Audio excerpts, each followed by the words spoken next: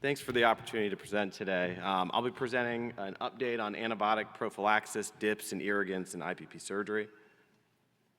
These are my disclosures.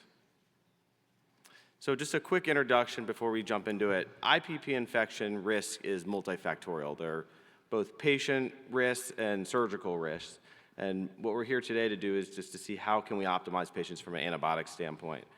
There's limited data on optimal perioperative antibiotic regimens, although there's been a lot of interest in this over the last 8 to 10 years. A lot of our infection data is derived from orthopedic literature, and that's important to remember. Here's a quick outline what we'll talk about. We'll start on just the data that we have that surrounds preoperative antibiotic prophylaxis. We'll go into some of the new data on DIPS and irrigants. We'll end on the limited literature on postoperative antibiotic prophylaxis, and then talk about some future considerations. So this is the AUA best practice statement from 2019. This is the most recent guidelines that they've given us. And it's a little small here, but as we all know, vancomycin and some form of aminoglycoside or a first or second generation cephalosporin in an aminoglycoside is what most people are using, and that's what's been recommended by the AUA. But we do know that only 62 to 86% of bacteria that cause infections are covered by this regimen. So we definitely have some work to do. So we'll go into some of just the most recent literature. This was a study led by Martin Gross and also a lot of the high volume implanters that are in this room today.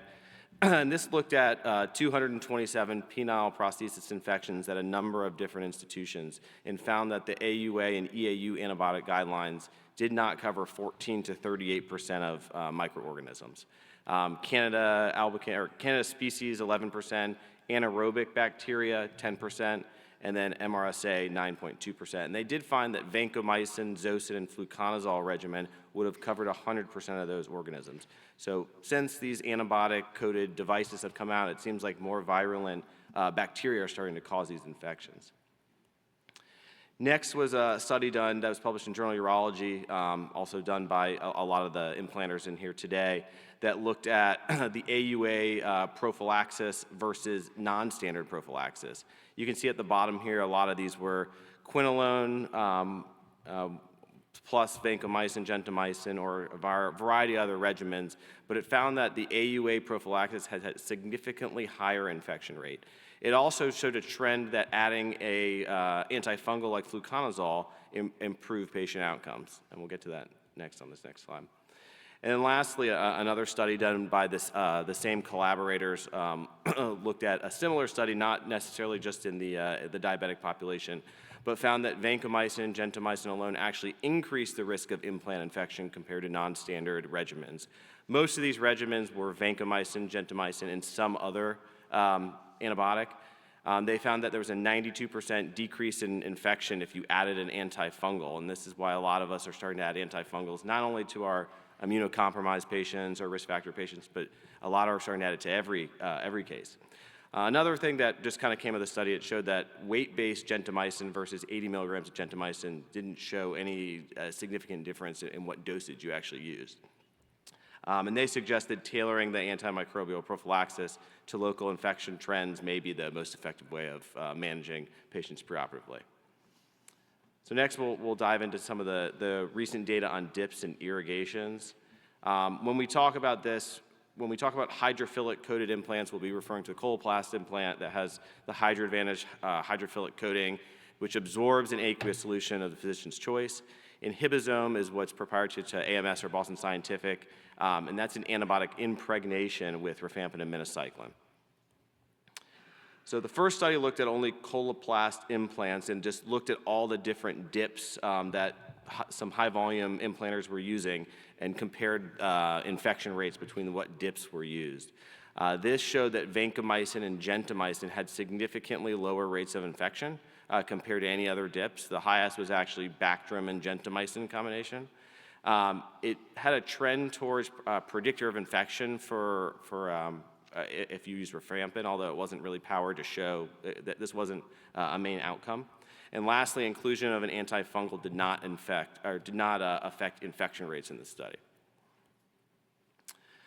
Next was a study done by Aram Loeb that looked at different antibiotic regimens and adding either an antifungal like amphotericin B or adding some form of local anesthetic, which a lot of people are doing from pain control, and to see if that changed the efficacy of the antibiotics.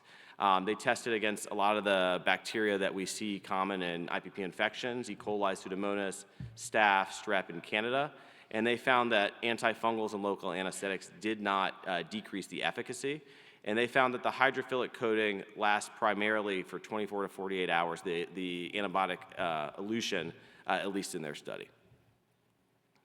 So Iricept, anecdotally has been used, I know Dr. Cartman says he's been using it for 6 years, but we recently got data on this in 2023. A lot of controversy, and you can see there's a lot of presentations at this meeting on Iricept. But let's look at what does the data show. So the original study done, published in Journal of Sexual Medicine last year, was just really a safety study to the device. Does the chlorhexidine gluconate affect the hydrophilic coating of the Coloplast implant? And the answer was no. It is safe for the device. It didn't affect the device. Then they looked at dip times. How long do you need to dip the implant for it to absorb the solution? They tested at 1 minute, 15 minutes, 30 minutes, and 60 minutes, and the saturation was the same at all of those. So it seems to absorb the antiseptic quickly, and it doesn't damage the implant, is kind of what they concluded in that. Next, they wanted to look at what is the actual efficacy of neutralizing bacteria. And this was a study where they took sterilized discs of the implant and soaked them either in Iricept or saline and then exposed them to bacteria. Similarly, they used a lot of the bacteria that we see, the top 5 bacteria we see for IPP infections. And they showed significant efficacy of Iricept against all of these different species, including the fungal species. So this past year, Paul Chung's group at Jefferson came out with some data that looked to compare antibiotics versus Iricept or chlorhexidine gluconate.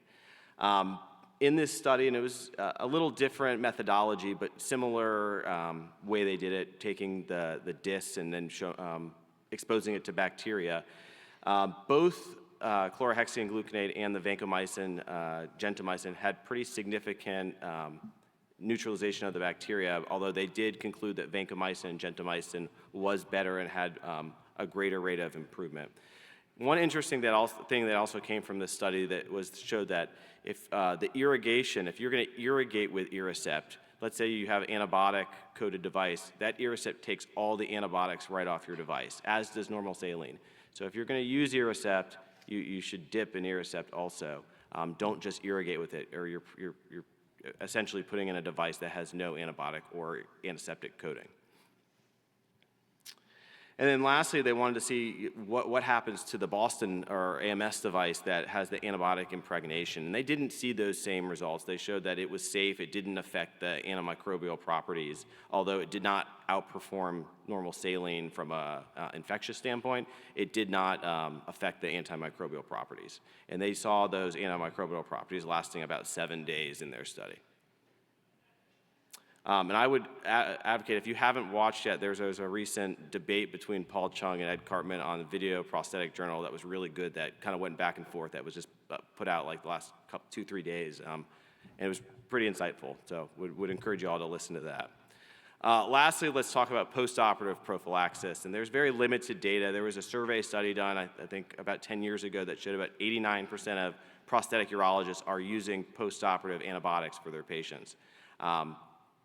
Really, 2 main studies. There was a study done, a market scan database was queried. There was about 11,000 patients, and they looked at, were postoperative oral antibiotics given, and did the patient have an explant? And the answer, or the results showed that postoperative oral antibiotics are not associated with reduced odds of explant. They did a multivariate analysis that looked at different antibiotics that were given, and they also did not see any decreased odds of device explantation based on the antibiotic given.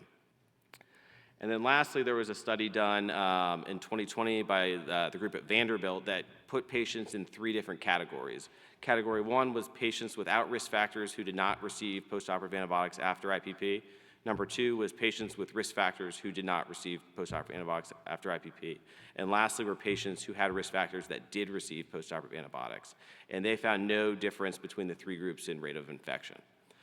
So, the data, we don't have a ton of studies or data, but right now, at least the few studies that we do have show that we may not need postoperative antibiotics, although many of us do prescribe them.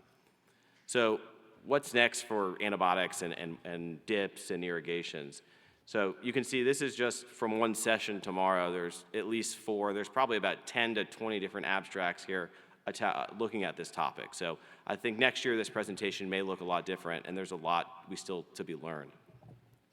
One thing that anecdotally that I've been doing, I know Dr. Carrion's group has been doing, is using a irrigant called Experience in revision cases. I think that there may be some promise to this. This is a irrigant made of sodium citrate, citric acid, sodium lauryl sulfate, and purified water, made by Next Science, a little more expensive than Irricept.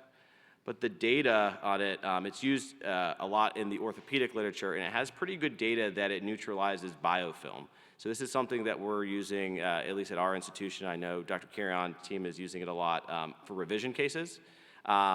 And they are actually interested in sponsoring some studies next year. So this may be some more to come at this at the next SMSNA.